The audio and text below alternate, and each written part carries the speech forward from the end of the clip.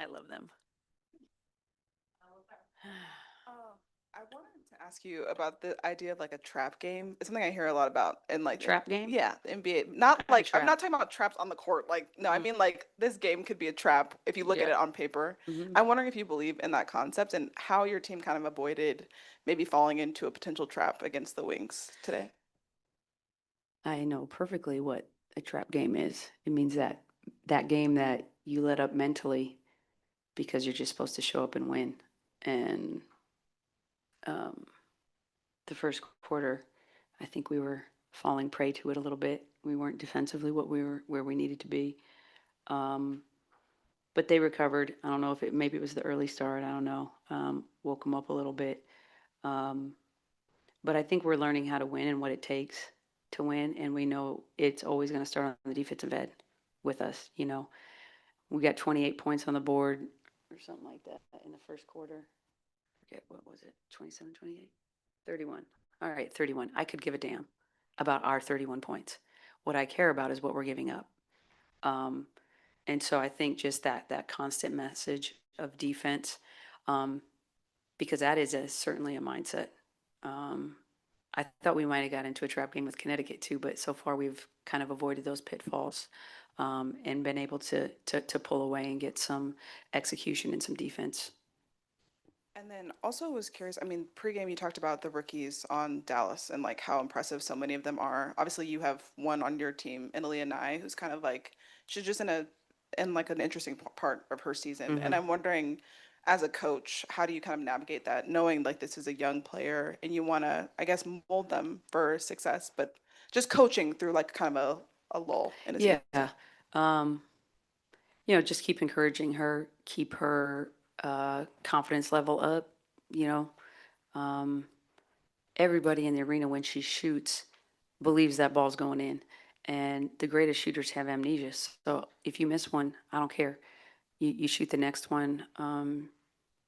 So just keep going, keep encouraging her. She's maybe hit a little wall, but I think more than anything is probably mental. So I'm gonna have to take her out to dinner or something and talk about that. How she just gotta let it go. Everybody else does. No need for her to hang on to it. Yeah, coach, how much do you feel that the team's recent performances and ages has put her back into MVP talk nationally? I mean, it's hard to ignore when you're dropping 30 every night. Um, Teams playing better, that always helps. Um, but again, her efficiency, getting 30 on however many shots is quite an accomplishment. But um, even A would tell you she's more interested in the wins. Um, and I'll just say, too, you asked the question about she didn't get her first field goal till like five. 15, yeah, in the third Yeah. quarter. And, sometimes with the other teams, obviously she's right on the top of the scouting report. And a lot of times, A got to come out and feel the game, see where they're coming from, because they're going to send double teams, some send triple teams. And so just feeling her way through that and having faith in her teammates, also in myself, that we're going to get her the ball in spots. Sometimes it just needs to be patient. But when defenses come out, they're so locked in that first couple minutes, it's hard to get them to make mistakes. But as the game wears on, fatigue sets in, maybe lack of awareness here and there, and those are the times where we want to be ready to attack the defense, with whoever.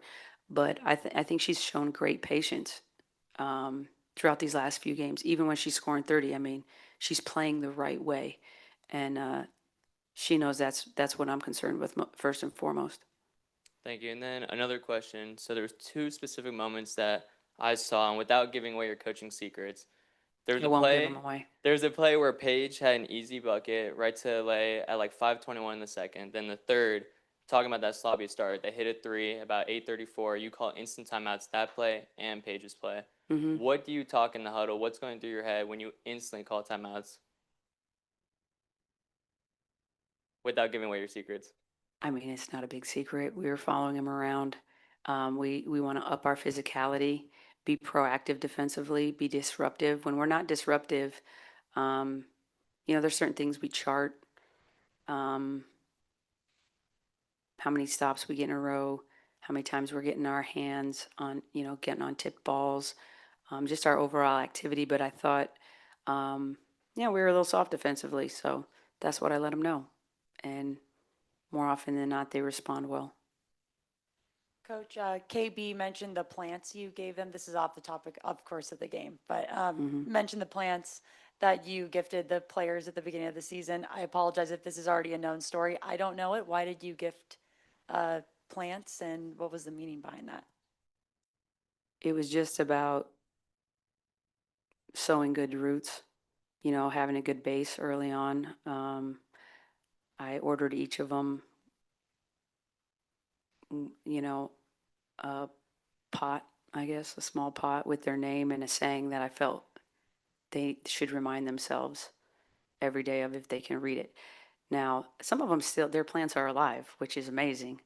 Um, but it was just about building something that you had to do every day. You have to give that plant a little bit of water every day. It has to have a certain amount of sunlight. So um, just understanding the difference between being planted and being buried.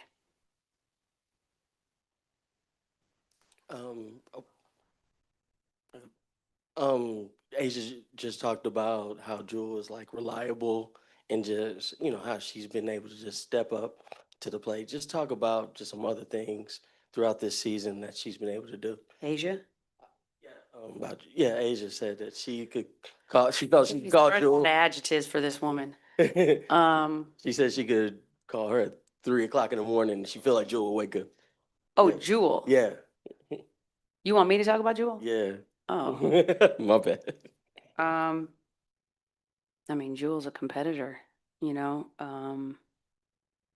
She's somebody who wants to get it right. I mean, we've had multiple talks of her just, I just want to help this team win. That's the whole topic of conversation. If I have to come in off the bench, I will. If I have to, whatever the team needs, that's all she wants to do, you know. And I'm pretty much quoting her and saying, I just want to help this team win. I want to help Asia be great. I want to help the group be great. But winning is always first and foremost in her mind. And I think, even early on, I thought in a lot of ways our group was pressing. I thought Asia was pressing in certain ways. I thought Chelsea was pressing in certain ways. I felt Jewel was pressing in certain ways. Um, and now we've all just kind of settled in. Um, no one's going anywhere. We're all on this ship together. And I think just constantly that reinforcement that we do it together, and everybody's greater when you're trying to get greatness out of each other. Um, and also giving them that security of being themselves. You know, we want to be smart, and there's certain things that are a no-no in the program, but overall, players operate better in freedom. I'm just trying to give you a little structure, but at the end of the day, I want you to be basketball players. I want you to use your brains. You've been doing this your whole life. Like, go out there and hoop, and I'll help you along the way.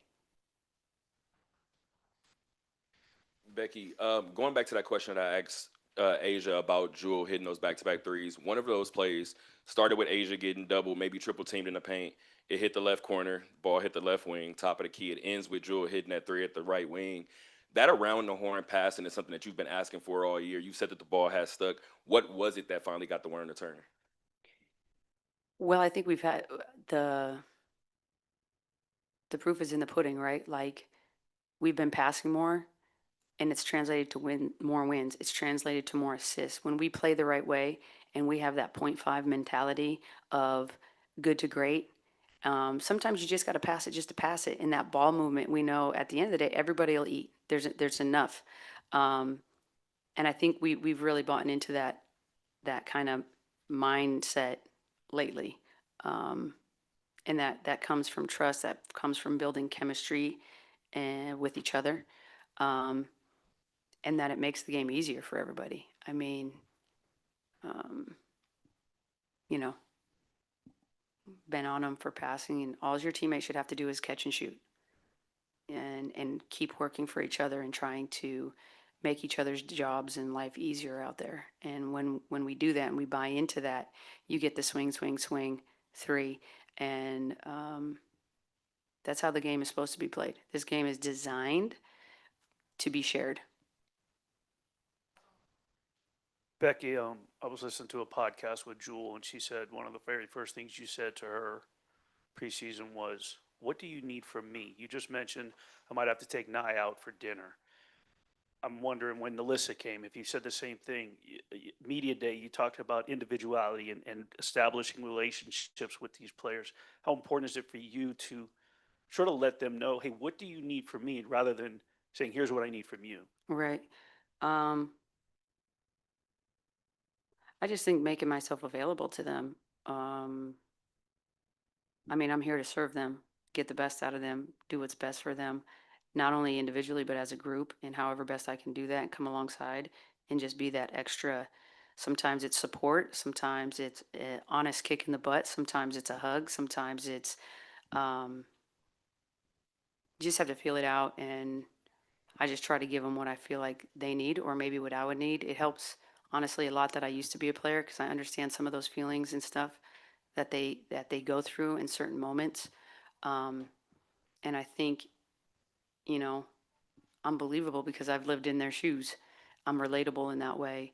Um, but it's really about just the communication factor and establishing some trust. I don't think you can go, a team needs to have trust, and you get trust through consistency.